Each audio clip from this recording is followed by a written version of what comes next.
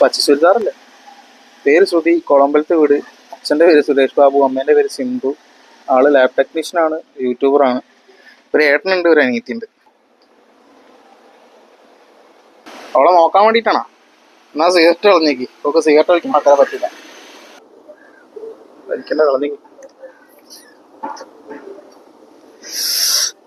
അവളെ വീട് എവിടെയാന്ന് പറഞ്ഞേ?